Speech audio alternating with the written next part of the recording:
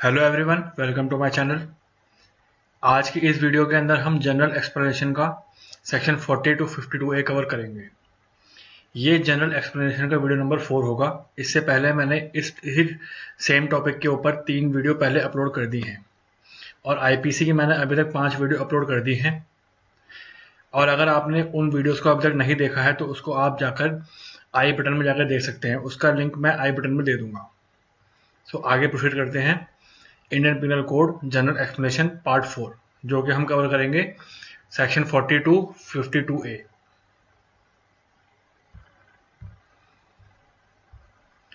अब इस सेक्शन में से बेसिकली जो क्वेश्चन बनता है वो डायरेक्ट बनता है। आपको ये पूछ लेगा कि ऑफेंस की डेफिनेशन कहाँ दे रखी है, स्पेशल लॉ की डेफिनेशन कहाँ दे रखी है, लोकल लॉ की डेफिनेशन कहाँ दे रखी है, या ऐसे पूछ लेगा कि आधी आपको को डेफिनेशन दे देगा और उसमें से आपको आधा पार्ट एमसीक्यू के अंदर ढूंढना पड़ेगा। तो कहने का मतलब यह है कि इस पार्ट में से जो क्वेश्चन आएगा बिल्कुल आएगा डायरेक्ट, कोई टेक्निकल टिप्स में नहीं आएगी। सो मैंने भी उसी तरीके से आपको समझाने की कोशिश करी है कि जिस तरीके से आपको पेपर में आएगा उसी तरीके से आप उसको समझ पाओ। अब जब आप आगे आने वाले में देखोगे तो मैंने हर एक डेफिनेशन को छोटे छोटे पार्ट में डिवाइड कर रखा है और एग्जाम में भी उसी तरीके से पूछता है। सो प्रोसीड करते हैं। अब सेक्शन 40 में हर बार यही पूछता है कि सेक्शन 40 की डेफिनेशन आईपीसी में कहाँ गिवन है। तो सेक्शन 40 में ऑफेंस की डेफिनेशन गिवन है आईपीसी के अंदर। इस सेक्शन में से सिर्फ इतना ही पूछता और कुछ नहीं पूछता। सेक्शन 40 में ऑफेंस की डेफिनेशन गिवन है आईपीसी के अंदर। आगे बढ़ते हैं सेक्शन 41। अब सेक्शन 41 और 42 में बच्चों को हर बार कंफ्यूजन हो जाता है। सेक्शन 41 कहता है स्पेशल लॉ और सेक्शन 42 कहता है लोकल लॉ। अब जो स्पेशल लॉ होंगे वो एक पर्टिकुलर सब्जेक्ट के ऊपर बेस होंगे। मतलब सेक्शन 41 में जो स्पेशल लॉ है वो एक पर्टिकुलर सब्जेक्ट के ऊपर बेस्ड है, और लेकिन जो सेक्शन 42 में लोकल लॉ है वो एक पर्टिकुलर एरिया के ऊपर है, एक पर्टिकुलर पार्ट के ऊपर है। मतलब अगर कहीं आपको ये दिख जाए कि कोई ऐसा लॉ जो पर्टिकुलर पार्ट ऑफ इंडिया है या पर्टिकुलर एरिया ऑफ इंडिया है तो वो हो गया आपका लोकल लॉ। लेकिन अगर कोई ऐसा लॉ है जो पर्टिकुलर सब्जेक्ट मैटर के ऊपर है, सिर्फ एक टॉपिक के ऊपर है, तो वो हो गया स्पेशल लॉ। आगे आते हैं हमारा section 43 illegal. The word illegal is applicable to everything which is an offence. Illegal में क्या क्या होना चाहिए? पहली चीज ऑफेंस होना चाहिए, विच इज एन ऑफेंस, और which is prohibited by the law, जो कि विधि द्वारा अमान्य हो, और which furnish ground for a civil action, मतलब जिसके उल्लंघन करने के बाद हमें सिविल एक्शन के लिए लायबल ठहराया जाए। And a person is said to be legally bound to do whatever it is legally illegal in him to omit। मतलब इलीगल के अंदर क्या क्या चीजें इंक्लूड होंगी? पहली चीज वो एक ऑफेंस होना चाहिए, या वो एक ऐसा कोई एक्ट होना चाहिए जो कि लॉ द्वारा मान्य ना हो, या जिसको लॉ करने से मना करता हो, या जिसका फल स्वरूप उसको सिविल एक्शन को भोगना पड़े, और एक आदमी लीगली बाउंड माना जाएगा अगर उसने कोई ऐसा काम किया है जो इलीगल तरीके से किया है और उसको वो काम नहीं करना चाहिए था। आगे बढ़ते हैं सेक्शन 44 इंजरी। इस सेक्शन में से आपको पूछ लेगा कि इंजरी डिनोट्स व्हाट। तो आपके जो डेफिनेशन है वही आपके ऑप्शन में एज इट इज आएगा। द वर्ड इंजरी डिनोट्स, पहला, any harm what ever illegally caused. किसी भी तरीके का हार्म हो सकता है चाहे इलीगली ही क्यों ना हो, टू एनी पर्सन, किसी भी आदमी को हो सकता है, किसी भी बॉडी को हो सकता है, किसी भी माइंड पे हो सकता है, किसी भी रेपुटेशन पे हो सकता है, किसी भी प्रॉपर्टी पे हो सकता है। मतलब इंजरी का मतलब ये नहीं है कि मैंने सिर्फ किसी को फिजिकली मुक्का मारा तो वो इंजरी हो गई, नहीं। मैंने किसी की अगर रेपुटेशन भी खराब करी तो वो भी एक इंजरी हो गई। मैंने किसी के बारे में कुछ कहा, गलत कहा, तो वो भी उसको इंजरी हो गई, मेंटल इंजरी हो गई। मैंने किसी की प्रॉपर्टी पर ट्रेसपास किया तो वो भी एक तरीके की इंजरी हो गई। तो इसमें आपको ऑप्शन इसी तरीके से दे दिए जाएंगे एज इट इज, तो आप इसको प्लीज ध्यान रखें। Section 45 life. Section 45 life, the word life denotes what? A life of a human being. Life के हाँ जब भी हम बात करेंगे तो हम सिर्फ और सिर्फ ह्यूमन बीइंग की बात करेंगे, जब तक कि कोई विरोधाभास उत्पन्न ना हो जाए, जब तक कि कोई कॉन्ट्रारी प्रूव ना हो जाए, तब तक हम सिर्फ और सिर्फ ह्यूमन बीइंग की लाइफ से ही बात करेंगे। अब जब हमने 45 में उसको लाइफ दे दी तो हम 46 में उसको डेथ दे देंगे। ये आपको जस्ट मैं एक याद करने के तरीके बता रहा हूँ, आपके अपने तरीके भी हो सकते हैं, बहुत अच्छी बात है, लेकिन जिस तरीके से मैंने याद किया था वो मैं आपको बता रहा हूँ।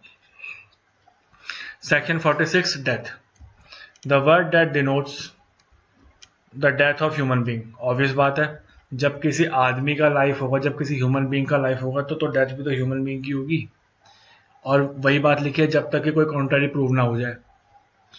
अब सेक्शन 47 एनिमल। अब ये डेफिनेशन हालांकि बहुत कम पूछी जाती है, मतलब 100 में से कोई एक दो बार पूछ ली तो पूछ ली, लेकिन फिर भी हमें तो करनी है। द वर्ड एनिमल डिनोट्स क्या होंगे? कोई भी living creature other than human being. मतलब ह्यूमन बीइंग को छोड़ करके किसी भी तरीके का प्राणी, जीव, किसी भी तरीके का क्रिएचर वो एनिमल में काउंट होगा। कोई भी ऐसा क्रिएचर, कोई भी ऐसा जीव, कोई भी ऐसा प्राणी जो ह्यूमन बीइंग नहीं है, जो ह्यूमन बीइंग की कैटेगरी से अलग है, जो ह्यूमन बीइंग की कैटेगरी में नहीं आता है, तो वो भी एक एनिमल होगा। 48 में हमने कह दिया वैसल। अब वैसल में क्या होगा? कोई भी ऐसा उपकरण, कोई भी ऐसा यंत्र, कोई भी ऐसा कह सकते हैं यान जो कि पानी में चले और ह्यूमन बीइंग को लेकर चले या किसी प्रॉपर्टी को लेकर चले। ईयर और मंथ ये आज तक नहीं पूछा गया, और अगर किसी में पूछा भी गया हो तो एक आधा पेपर कोई बहुत सालों में आया होगा तो आया होगा। Wherever the word year और the word month is used, जहां पर भी मंथ या कोई ईयर यूज किया गया हो, it is to be understood that the year और the month is to be record according to the British calendar. यहाँ पे ये चीज ध्यान देने वाली है कि जब हम आईपीसी के अंतर्गत कोई ईयर या कोई मंथ की बात करेंगे तो वो कौन सा कैलेंडर पे बेस होगा? तो वो बेस होगा ब्रिटिश कैलेंडर पे। तो ये चीज यहाँ पे इंपॉर्टेंट है कि अगर हम आईपीसी के अकॉर्डिंग देखेंगे कोई ईयर या कोई मंथ, तो उसको हमें देखना पड़ेगा ब्रिटिश कैलेंडर के अकॉर्डिंग।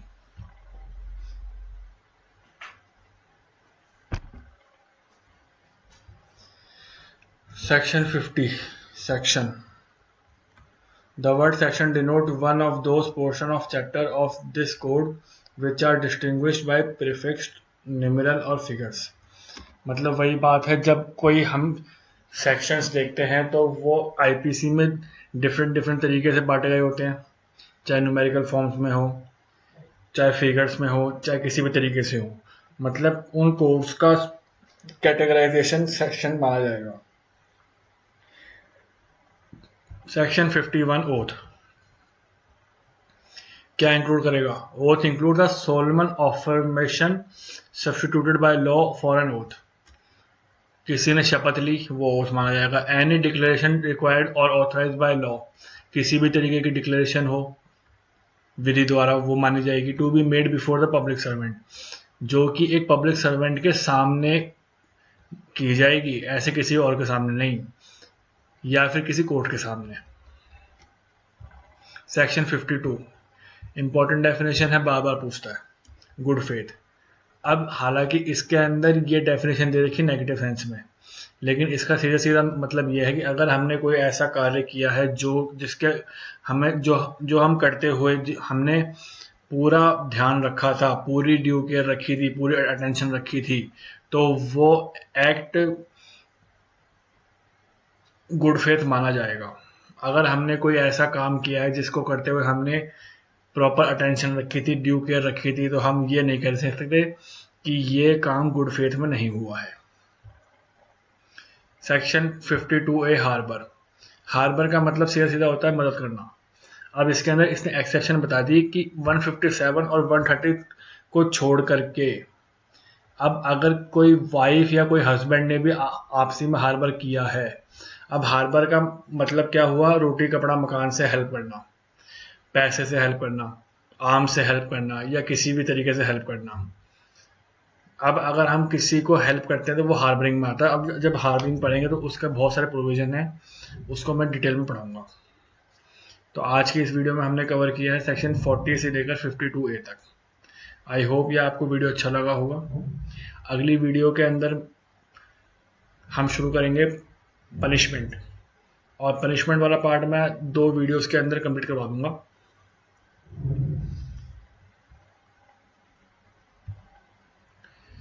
और अगर आपको ये वीडियो अच्छा लगा हो तो उसको प्लीज़ लाइक करें, शेयर करें और सब्सक्राइब करें।